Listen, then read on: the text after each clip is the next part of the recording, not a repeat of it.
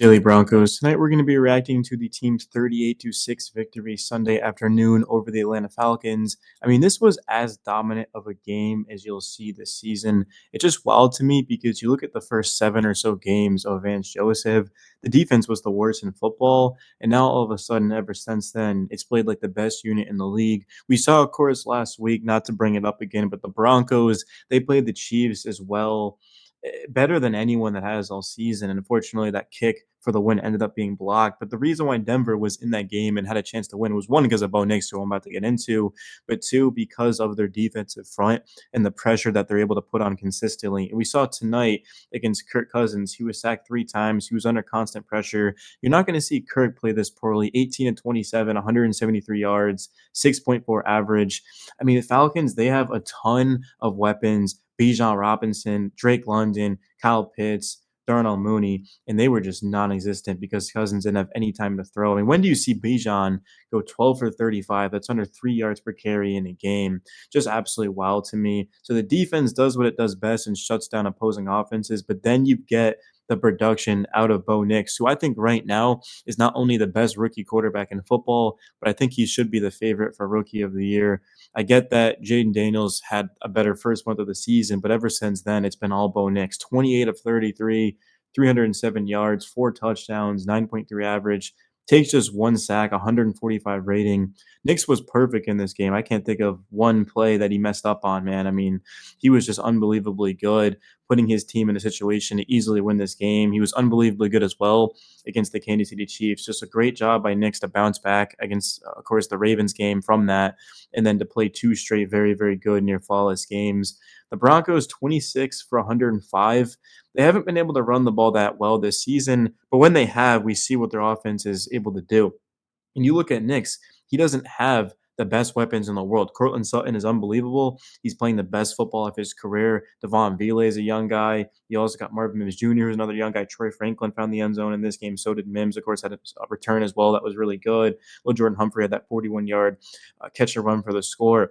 But there isn't any really stars, superstars on this offense. It's been Knicks just getting the ball out quickly, the Broncos coming up with a game plan to make sure that they can just put him in a situation to be successful. And Sean Payton deserves a lot of credit. This is year 2, guys, of Payton's tenure with the team. They're only going to get better. This is the worst we're going to see the Broncos moving forward, which is crazy to think because they just went up against the defending champions, a team, of course, that was undefeated coming into the week, and they played them, really outplayed them. I know Payton said it after the game that he thought the Broncos outplayed the Chiefs. I completely agree. Sometimes it does come down to one play, and for the Broncos, they were on the worst end of that.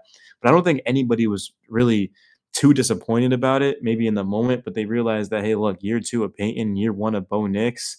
I mean, eventually the cap's going to clear up. I mean, there's a lot of dead cap going into Russ, so the team's going to start getting more and more money and be able to build around Nix in the offense. We know the defense is great. There's only one first-round pick on it as well, which is Patrick Surtain, who is certainly one of the best defensive players in football. I mean, he's just been locking down opposing receivers. Drake London, 3 for 61, which is not bad by any means, but London, I mean, he could put up 150 yards in a hurry, and Surtain just locked him down. Really good job by him.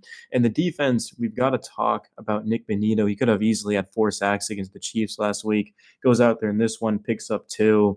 I mean, what is he at on the season? I mean, he's got, 9 sacks on the season, which is unbelievable. Benito, I'm not saying he's Von Miller because, Von Miller is in a tier of his own, but he's probably playing the best football off of the edge since Von Miller was here. That's how high level he is. Zach Allen, I think, should be in the Defensive Player of the Year conversation. He's been very, very good. Defensive tackles this season in general, I mean, we've seen some very good performances from them. Riley Moss had an amazing game as well. Cody Barton comes away with an interception at the linebacker position, also racks up 4 tackles, 3 being solo. Had a pass defended. Barton, good job by him. I mean, the defense in general, a lot of unknown guys like a Justin Stroud, for example, who was a special teams player and was forced to step in due to some injuries. This defense collectively has been the best in football time and time again. I mean, the one game that sort of got away from them was the Baltimore one, who's the best offense in football, statistically speaking. But outside of that, this defense has been dominant. And you look at the Broncos schedule, the rest of the way, not that it's easy, but they do have to go up against the Bengals. They got to go up against the Chiefs and the Chargers. But Raiders, Browns, and Colts, 3 games you think they should win, which is exactly why, as of the time we're recording this, the Broncos have a 59% chance to make the playoffs. Just because they're 6-5, I don't see a world where they end up losing to the Raiders or the Browns. I'm not saying they're 100% going to win them, but I feel pretty good in that, which all of a sudden you're 8-5. And then you've got some leanway. The Colts game, the Broncos should win that as well. I'm not saying it's automatic. I mean, I think the Browns and Raiders are pretty close to it. Those offenses are just abysmal. They're not going to be able to move the ball at all on the Broncos defense. The Colts game is interesting, but again, I remember the last time these two teams played, such a different team. Such a different team. If you guys remember that, it was actually in Denver. And again, just night and day different. I think the Broncos probably end up winning that. And then all of a sudden, you're in a position to where you've got the Chargers, Bengals, and Chiefs. If you can just win one of those games, you're more than likely making the playoffs. You win two, I mean, you're in serious business. But when you've got an elite defense, you can beat anyone in football. I mean, all they've done, every other game that they've lost has been by one score down to the very, very end. And that game against the Chiefs gave me a lot of momentum. Well, I'm not on the Broncos, but you guys get what I mean. It gave me a lot of belief as a fan of this team, covering them, of course, you guys at Daily Broncos, that this team's going to be able to do something special this year, and it's only going to get better. But you've got to be feeling great if you're a Broncos fan. The defense is the best in football. Bo Nix has played like the best rookie quarterback. I mean, he went out there and he put up something that hasn't been done since Dak Prescott in 2016 for a rookie quarterback. We're talking about in the modern NFL era, too. I mean, 70% completion, a couple of touchdown passes.